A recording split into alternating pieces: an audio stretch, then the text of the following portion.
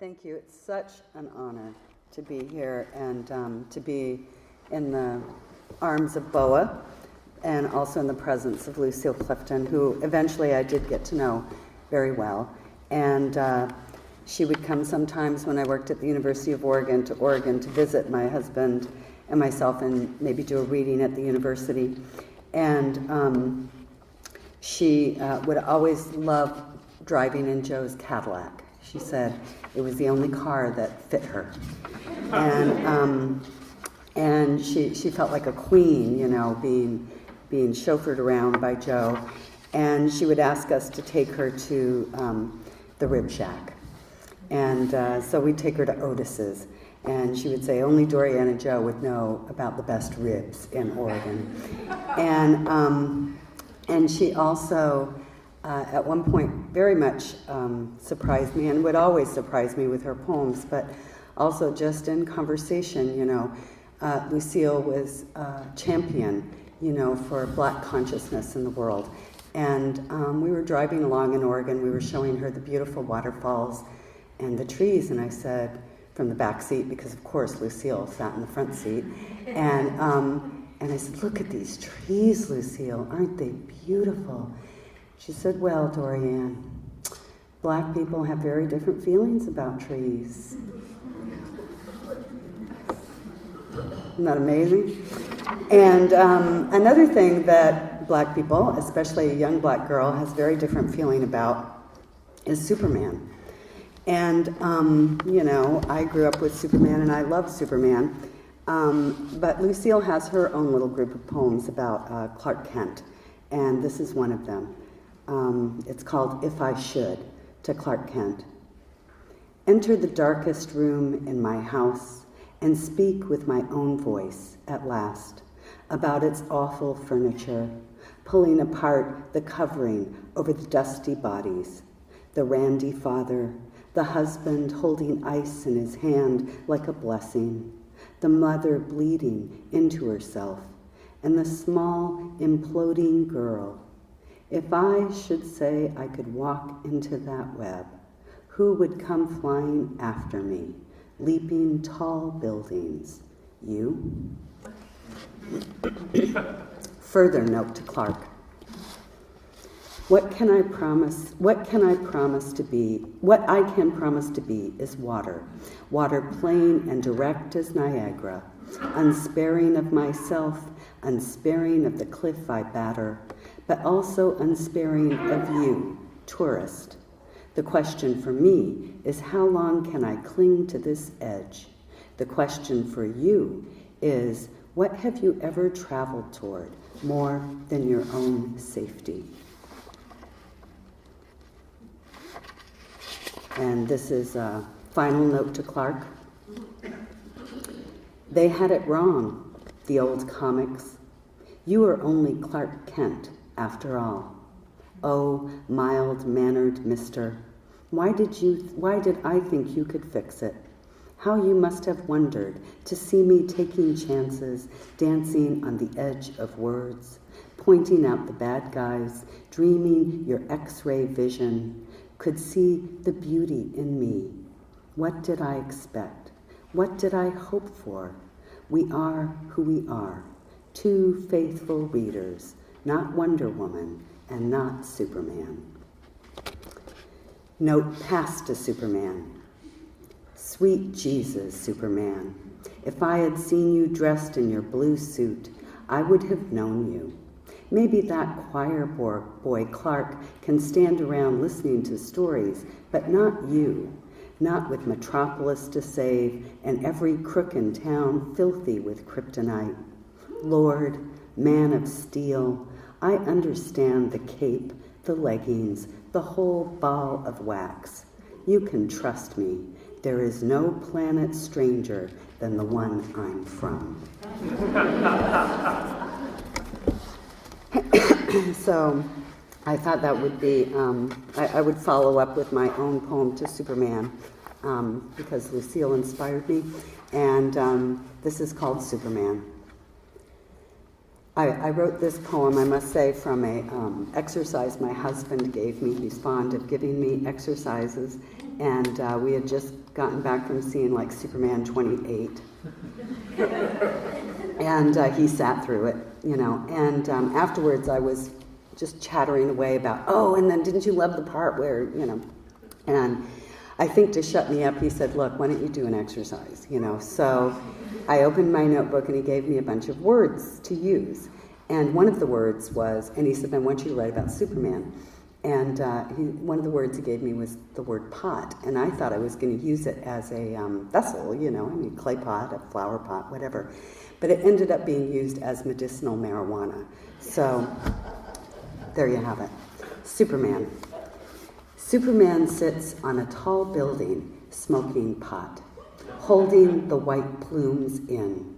Palliative for the cancerous green glow spreading its tentacles beneath his blue uniform, his paraffin skin.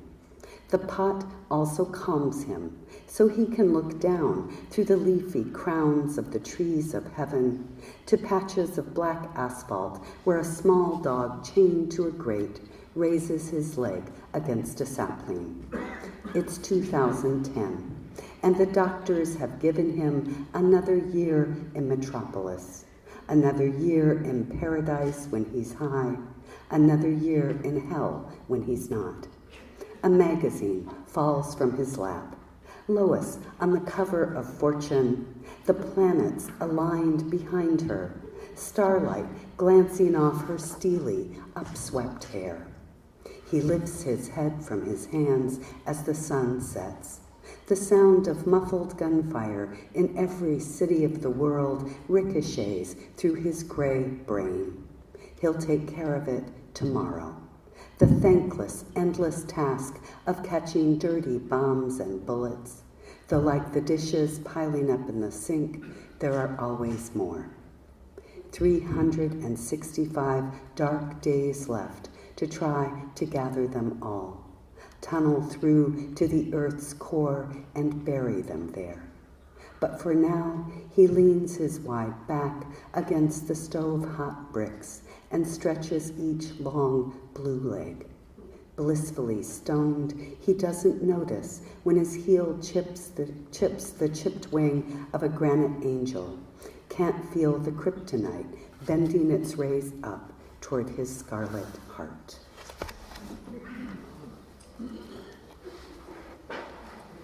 And I thought it was so funny that Lucille also had wax in her poem about Superman. I mean, I didn't realize how much I was influenced by her poem.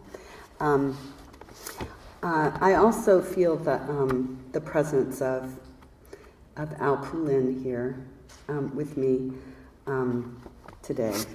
And Al was the editor of my very first book, that book that I screamed and yelled about in the woods. And when he left us, it was a very sad time for me.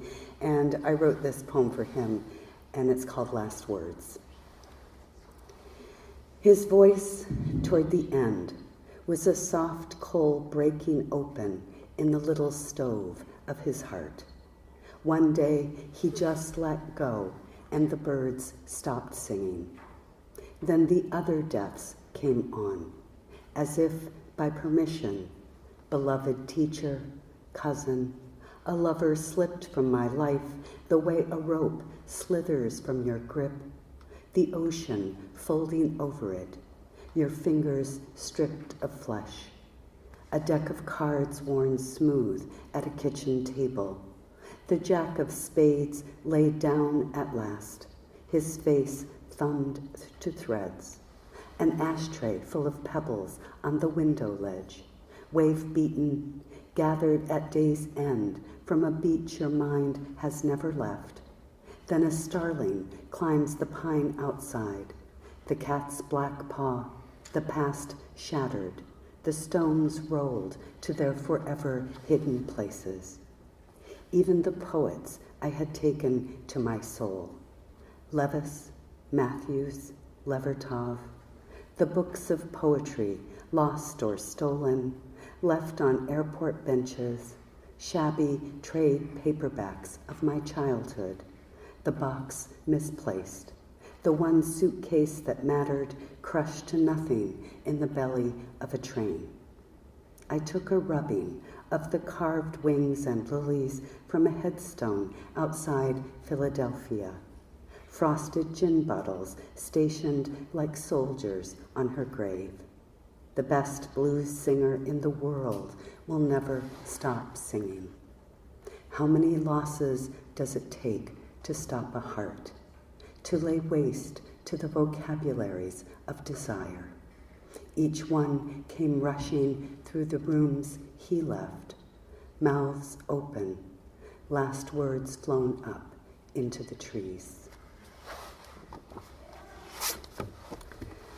And I remember also a poem that I wrote. It was one of those poems that I just kind of wrote and very quickly, and I sent it to Al, and it was October, and I made him a little card, and I decorated it with little Halloween stickers and sent him this poem. And what we carry was in the process of being put together as a book. And but I just sent this as a little fun holiday card to Al, and Al read the poem and he said, "Oh, this poem has got to be in the book." He said, "And it's going to be the first poem in the book. I love this poem, you know." And so it ended up being the first poem in the book, and it's called Late October, and I thought it's appropriate for this time of year. Late October.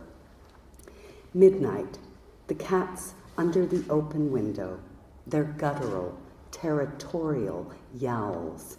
Crouched in the neighbor's driveway with a broom, I jab at them with the bristle end, chasing their raised tails as they scramble from bush to bush, intent on killing each other. I shout and kick until they finally give it up. One shimmies beneath the fence, the other under a car. I stand in my underwear in the trembling quiet, remembering my dream. Something had been stolen from me, valueless and irreplaceable. Grease and grass blades were stuck to the bottoms of my feet. I was shaking and sweating. I had wanted to kill them. The moon was a white dinner plate broken exactly in half. I saw myself as I was, 41 years old, standing on a slab of cold concrete, a broom handle slipping from my hands, my breasts bare, my hair on end, afraid of what I might do next.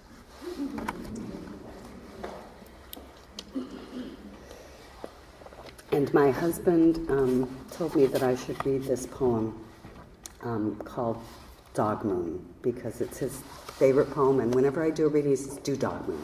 So here you go, Dog Moon. The old dog next door won't stop barking at the moon. My neighbor is keeping a log. What time, how long, whether howling is involved. I know she's awake as I am, robe askew, calling animal control while I drink dark tea and stare out my window at the voodoo moon, throwing beads of light into the arms of the bare-chested trees. Who can blame him when the moon is as big as a kitchen clock and ticking like a time bomb? The bright full moon with its beryl core and striated face, its plasma umbra, pouring borrowed light into every abyss on earth, turning the rivers silver, plowing the mountain shadows across grasslands and deserts, towns riddled with mine shafts, oil rigs and mills, yellow tractors asleep in the untilled fields. The what were they like, moon? Staring down on rain-pocked gravestones, worming its way into gopher holes, setting barbed wire fences ablaze. Who wouldn't love this old tooth moon, this toilet paper moon, this feral, flea-bitten moon is that dog's moon too. Certain of nothing moon, bone he can't wait to sink his teeth into. Radio moon, the white dial tuned to static. Panic moon, pulling clouds like blankets over its baby face. Moon, a portrait hung from a nail in the starred hallway of the past. Full moon that won't last. I can hear that dog clawing at the fence. Moon, a manhole cover sunk in the boulevard of night. Monocle on a chain, well of light. A frozen pond lifted and thrown like a discus onto the sky.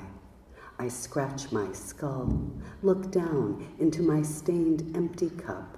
That dog has one blind eye, the other one's looking up. And